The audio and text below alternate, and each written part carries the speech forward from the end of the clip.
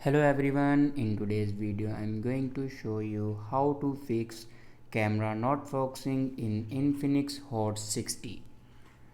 So watch this video carefully and follow every step as I'm showing in video, and don't forget to subscribe the channel. So let's start the video. First of all, open settings. In settings, scroll down and here you can see the option app management. Now click on it and then click on app list.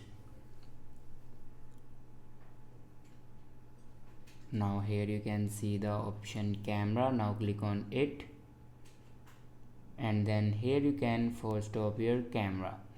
After force stop your camera, then go back and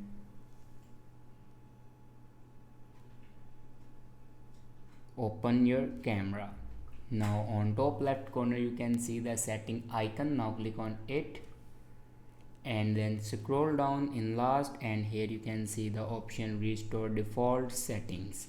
Now click on it and then click on restore. Restore default settings means reset camera settings.